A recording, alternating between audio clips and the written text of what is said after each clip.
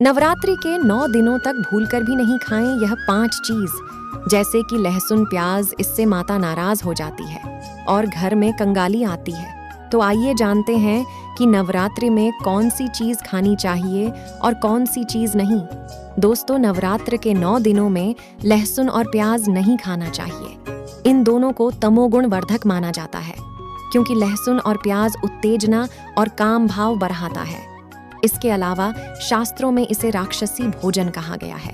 कहा जाता है कि इनकी उत्पत्ति राहु और केतु से हुई है, इसलिए इनमें गंध आती है और पूजा पाठ में इनका उपयोग नहीं किया जाता। नवरात्र के पर्व पर मांसाहारी खाना वर्जित माना गया है।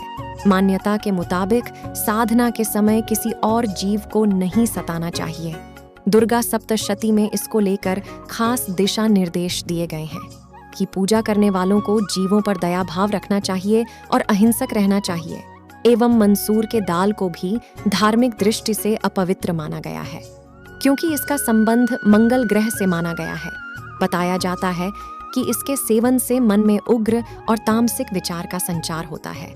आयुर्वेद में इसे रजोगुण को बढ़ाने वाला बताया गया है, जबकि साधना के लिए सात्विक गुण को बढ़ाना जरूरी होता है। वहीं नवरात्रि व्रत करने वालों को गाजर से दूरी बनाना चाहिए, क्योंकि इन्हें भी रजोगुण वर्धक माना गया है। गाजर भूमि के नीचे उगती है, इसलिए इसे अपवित्र माना जाता है। नवरात्रि के दौरान बैंगन का सेवन नहीं करना चाहिए। बैंगन में भी रजोगुण होते हैं। यह सात्विक भावों को कम करता है। इसके अलावा इससे त्वचा रोग होने की भी संभावना होती है। एंड बैंगन काम भाव को भी बढ़ाता है। और वही गीता में बासी भोजन को तामसिक और रोगवर्धक बताया गया है। ऐसे भोजन को अपवित्र की श्रेणी में रखा गया है। इसीलिए बासी और जला हुआ भोजन व्रत के दौरान नहीं खाना चाहिए। वहीं ज्योतिष शास्त्र में मूली का संबंध राहु से बताया गया है। राहु के दोष को दूर करने के लिए मूली का दान करना चाहिए। आयुर्वेद के मुताबिक यह बात वर्धक होती है। इसके सेवन से रजो और तमोगुण की बढ़ोतरी होती है, इसलिए व्रत के समय में मूली का सेवन नहीं करना चाहिए। अब चलिए आपको बताते हैं कि नवरात्र में यह चीज नहीं रखनी चाहिए, इससे घर में कंगाली आती है। नंबर 1, खंडित मूर्तियां। घर में किसी भी भगवान की खंडित मूर्ति नहीं रखनी चाहिए, इसे शुभ नहीं माना जाता है। अगर आपके घर में खंडित मूर्तियां हैं तो घर से इसको निकालकर किसी पवित्र नदी में डाल देना चाहिए। अब पुराने जूते चप्पल। अगर आपके घर में पुराने जूते चप्पल पड़े हैं जिनका इस्तेमाल आप नहीं करते हैं, तो इसे भी आप घर से निकाल दें, क्योंकि वास्तुशास्त्र के अनुसार घर में पुराने जूते चप्पल रखने से नकारात्मक ऊर्जा आती है। बंद घड़ी डड्ढी, टूटा हुआ कांच और कट्टी फटी धार्मिक पुस्तकें। वास्तुशास्त्र के अनुसार घर में कभी भी कटी फटी धार्मिक पुस्तकें नहीं रखनी चाहिए। यदि कोई धार्मिक पुस्तक फट गई है तो उसे बहते जल में प्रवाहित कर दें। तो दोस्तों, अब जान लेते हैं नवरात्रि में हमें कौन से कार्य करने चाहिए और कौन से कार्य नहीं करने चाहिए। तो सबसे पहले हम जान लेते हैं कि हमें कौन से कार्य करने चाहिए। नंबर 1, दोस्तों, मूर्ति घट और कलश सहित अखंड ज्योति की प्रतिदिन पूजा और आराधना विधिवत रूप में करें और माता को भोग लगाएं। नंबर 3, दोस्तों, कई लोग अपने घरों में माता का जागरण रखते हैं और भजन कीर्तन करते हैं। नंबर 4, दोस्तों, पूरे 9 दिन व्रत रखा जाता है। इसमें अधिकतर लोग एक समय ही भोजन करते हैं। प्रतिदिन दुर्गा चालीसा, चंडी पाठ या दुर्गा सप्तशती का पाठ करते हैं। नंबर 4, जब व्रत के समापन पर उद्यापन किया जाता है तब कन्या भोज कराया जाता है।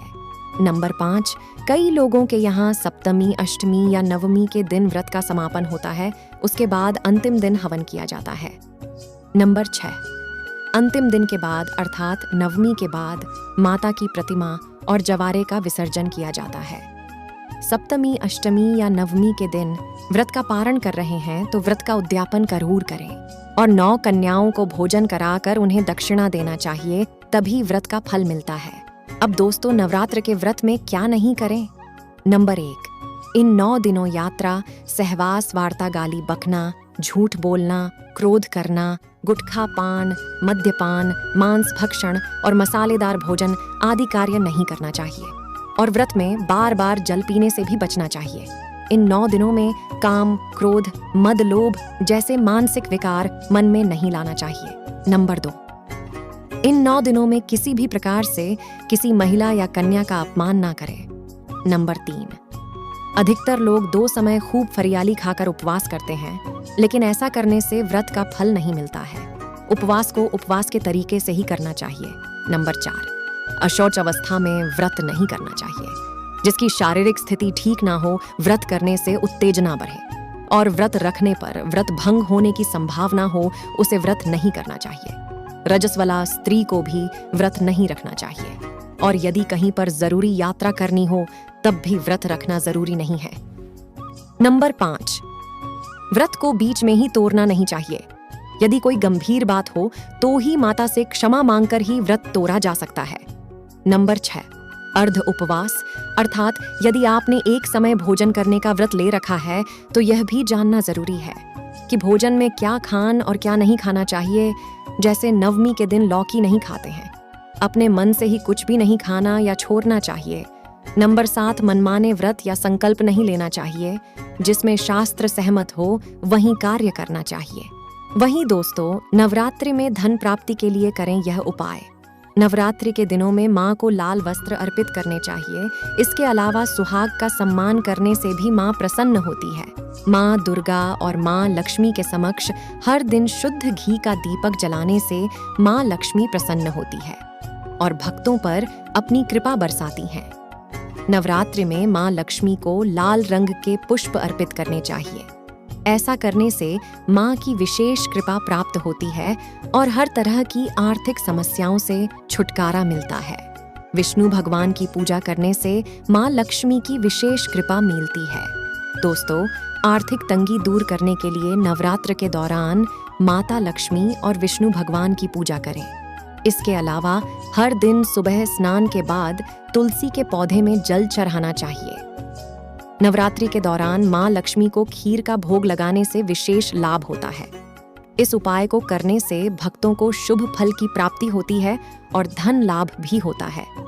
नवरात्रि की सप्तमी, अष्टमी और नवमी तिथि को दुर्गा सप्तशती का पाठ अवश्य करें।